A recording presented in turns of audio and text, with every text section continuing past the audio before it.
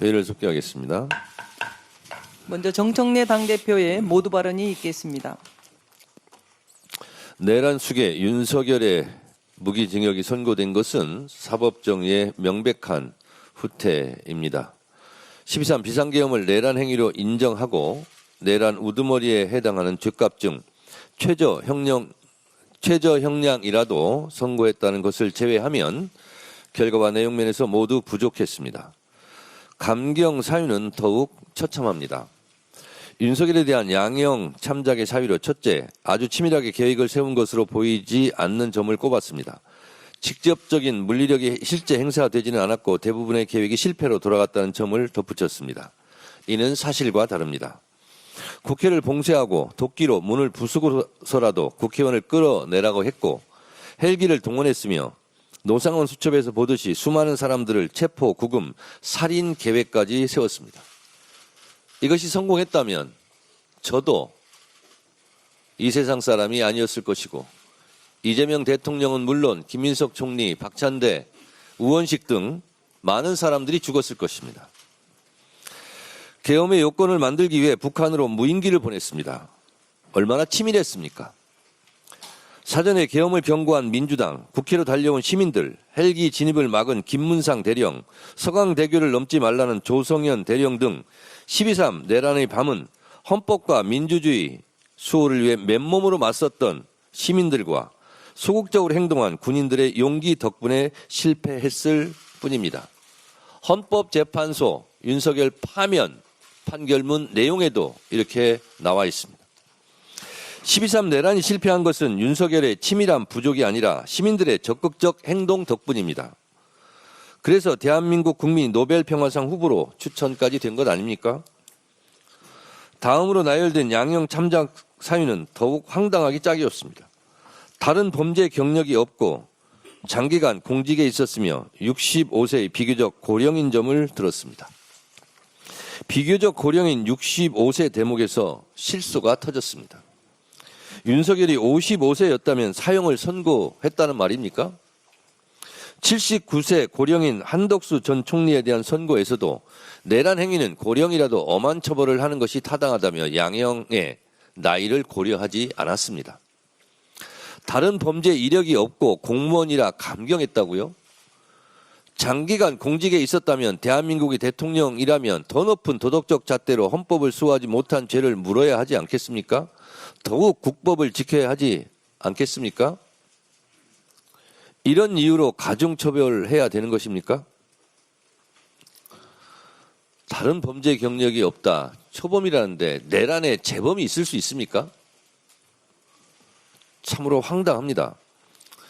내란을 직접 계획했고 민주주의 헌정질서, 국가 경제와 대외 신인도에 심각한 타격을 입혔으며 선량한 시민들을 고통에 빠뜨리는 등 막대한 사회적 비용을 초래한 점, 재판 과정에서 특별한 사유 없이 출석을 거부하며 일말의 반성조차 보이지 않은 점, 이런 것들은 어째서 양형에 참작하지 않았습니까? 어제 윤석열이 무기징역을 선고받았던 그 법정은 30년 전 전두환이 사형을 선고받았던 바로 그 법정입니다. 전두환은 대통령 신분이 아니었을 때 아래로부터의 내란을 일으켰고 윤석열은 대통령 신분으로 위로부터의 내란, 즉 친위 쿠데타를 일으켰습니다. 한덕수 재판을 맡았던 이진관 부장판사도 판결문을 통해 밝혔듯이 12.3 내란은 위로부터의 내란에 해당하며 그 위험성의 정도가 아래로부터의 내란과는 비교할 수 없을 정도로 크다고 했습니다. 전두환보다 더 악성인 내란이기에 전두환보다 더 엄한 벌을 내려야 했습니다. 전두환도 1심에서 사형을 선고받았는데 윤석열에게 무기징역이 선고된 것은 사법정의 역사적 후퇴에 다름 아닙니다. 판결은 지기현 부장이 했지만 지기현 판사는 역사 법정에서 결코 자유롭지 못할 것입니다. 오늘의 죄를 벌하지 않는 것은 내일의 범죄에 용기를 주는 일이라고 했습니다. 내란 청산의 핵심은 국민들이 납득할 수 있는 확실한 단죄입니다. 내란의 티끌까지도 철저히 법정에 세워야 합니다. 조이대 사법부를 이대로 둘 수 없습니다. 2차 종합특검과 내란 전담 재판부에서는 1심에서 미진했던 법리적 판단을 적극 보완해야 할 것입니다. 특히 지기현 재판부는 필기 형태나 내용들이 조악하다며 노상원 수첩을 중요한 증거로 여기지 않았습니다. 이 부분은 종합특검에서 집중적인 수사와 진실 규명이 필요합니다.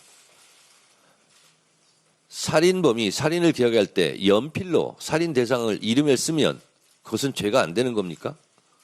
오히려 생각나는 대로 필기 연필로 막 볼펜으로 막 적은 것이 더 중요한 범죄의 증거 아니겠습니까?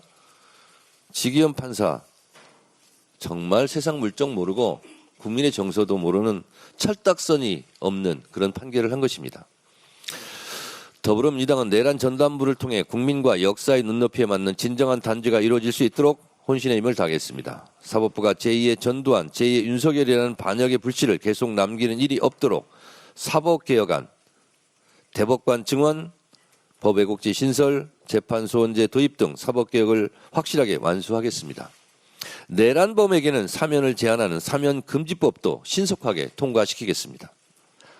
내란 수괴 윤석열에게 무기징역이 선고됐습니다. 사형 선고를 고대한 대다수 국민의 상식과는 거리가 먼 판결이었습니다.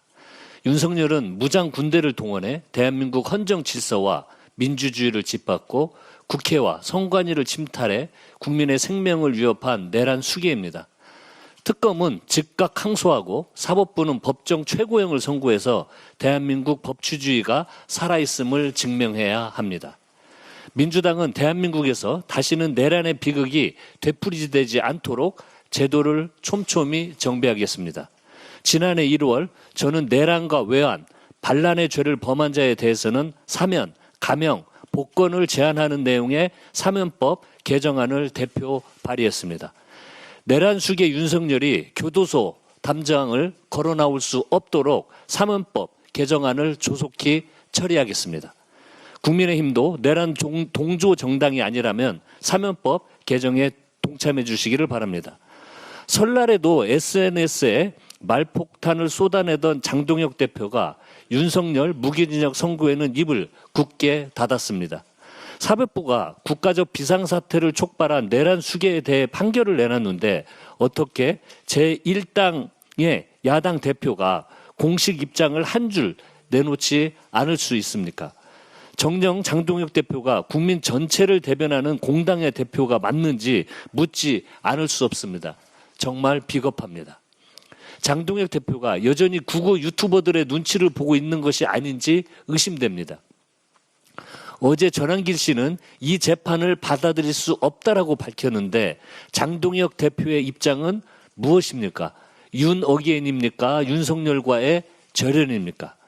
장동혁 대표가 눈치 봐야 할 대상은 한 줌도 되지 않는 윤어게인 세력이 아니라 빚의 혁명으로 대한민국을 지킨 위대한 국민이라는 사실을 직시하기 바랍니다. 윤석열에 대한 나머지 재판도 신속하게 진행돼야 합니다.